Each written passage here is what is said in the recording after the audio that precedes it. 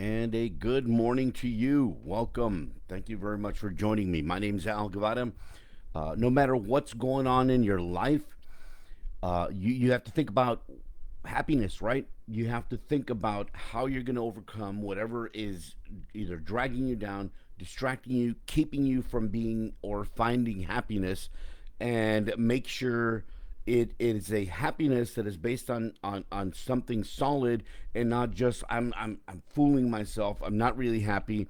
There's the whole fake it till you make it thing. It has some validity, right? But it's not like that's the only thing you can do your entire life to make sure that there's some happiness or actual happiness in your life. Okay, so today we're going to be talking about an article or discussing an article by Patty Onderko from success.com that is titled Four Ways to Plan Your Happiness. So regardless of what you got going on in your life, stick around for this, watch this, check out the article. As a matter of fact, let me share the article on the comment section there. There you go, and read it for yourself. That way we can look for the guideposts or at least some signs or some indications of what we might be able to do or undertake to plan our happiness. So here we go. It starts like this.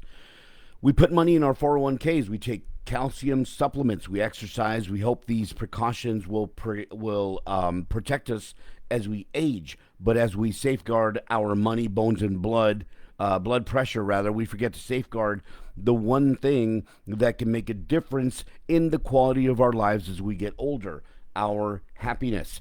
Decades of positive psychology research has shown high levels of subjective well-being, the combination of overall life satisfaction and in the moment positive feelings. That's a great term. In the moment positive feelings can translate into better physical health and a longer life. In a report about 2011 from the International Association of Applied Psychology, Edward Diener, a PhD, a psychology professor emeritus at the University of Illinois, analyzed over 160 relevant studies, and found that while positive feelings did not improve outcomes for people with certain diseases such as cancer, the evidence that happiness leads to better health is, quote, clear and compelling. So, yes, there are some areas that maybe it didn't quite make a physical change in a specific disease, but he found evidence that happiness leads to better health and that the evidence is clear and compelling. So here's how to start planning for your happy future. Here we go. Number one, create meaning. There's a quote that says, well-being is a state that occurs when we consistently and to the best of our abilities align our day-to-day actions with our values and goals. That's pretty self-evident. I mean, if your values and goals are have a specific timber, so to speak, but you're banging on something else, right? There's going to be a cacophony. There's not going to be harmony. There's not going to be a positive resonance, right? That quote was from Beth Vagel, a certified life and ADHD coach in Denver. She says, as we get older, this alignment is even more crucial to our well-being. We need to feel that our lives are meaningful. And rather than search for meaning, we need to actively create it. How do you create meaning? Take time to reflect on your values and then find activities that honor those values, she says. If you love learning, for example, make a list of regular habits that would fulfill this particular value, such as reading before bed or visiting local museums, getting that knowledge inside. Here's one thing that I realized recently. I had an interview with Aline Ramos, the director of the Laredo Convention and Visitors Bureau, and she sent something to something along the lines of a lot of people never become tourists of their own city, right? So learning about your own city or where you happen to live. Let's say you have a birthplace, but you move to another city, or you are living in a different type, area of the country of the world that's new to you. Discover what it is about that area that makes that area unique. So that knowledge creates meaning if that aligns with your values, right? If you love learning, for example. So again, number one in the 4 ways to plan your happiness is create meaning. That's aligning what you do with your values. Number two, be specific. The values and goals you identify in yourself will likely be broad. I want to make art. That's very broad. Or I enjoy nature. Very broad. And that's okay. But for them to be useful, you need to dig deeper. Humans aren't very good at following through with action on abstract ideas such as I want to help people. Same. This is Ms. Vagel again.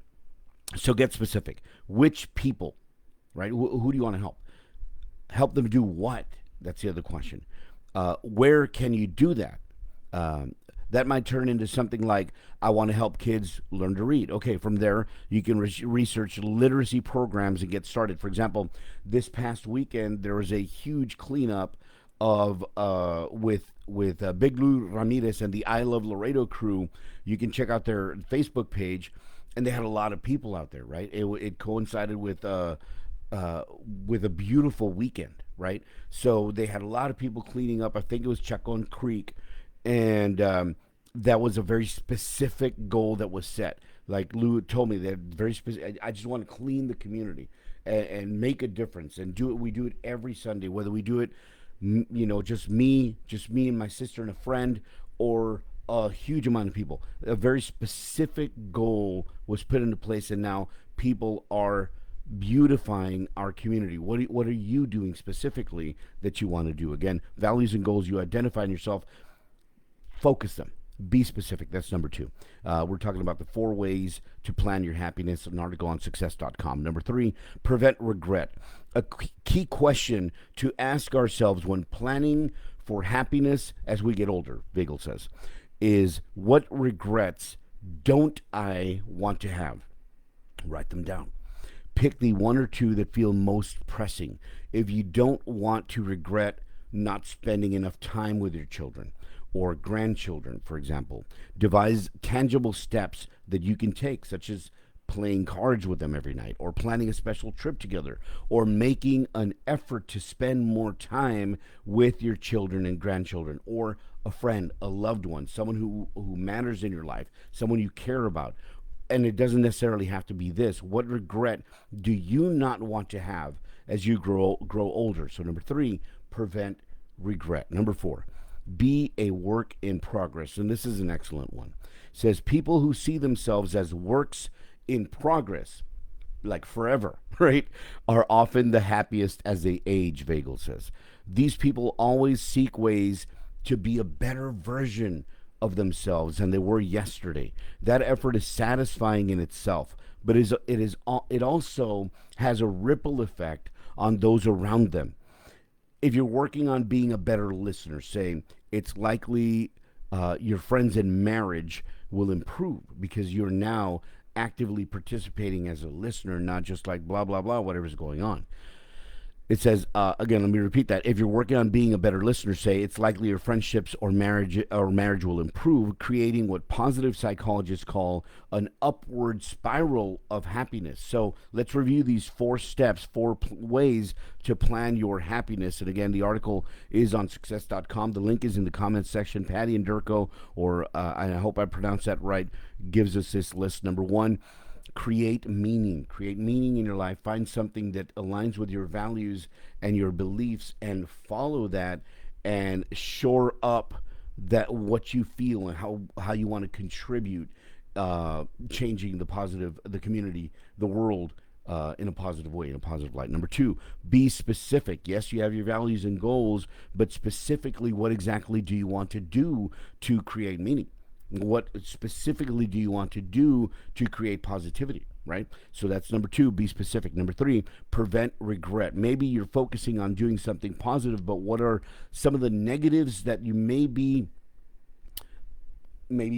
inadvertently creating regret in your life that you can focus on now before it's too late, before it becomes a regret, lifelong regret. Number three, prevent regret. Number four, be a work in progress. Always keep learning, always become a better you. Who you are today should not be the person you were in the past. You should be a better version of yourself. Maybe you'll never get to be the ideal person, the ideal version of yourself, but can you be an incrementally better version of yourself? And that's the journey, right? That life is a journey, not a destination. So great ways, four ways to plan your happiness. I hope it was a nice way to start your Monday, whatever you have going on this week, whether it's work, whether it's vacation, whether it's a week of studying, whatever it is that you have going on. Hopefully this was something that can benefit you and make you look at what this life's journey is for what it is, a journey, a process, us becoming who we're going to be at the finality of our life, right? And how we're going to be remembered. So I hope this is something you enjoyed. Don't forget, you can check out all these videos on my YouTube page. I'm going to put the link in the comments section as well. You can do a search for Algaeman1.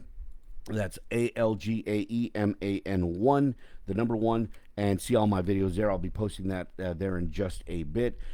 Like, subscribe, share. We have a lot of positive content on there. We want to make a positive impact in our community, in our state, in our world, and make this world a better place to live in.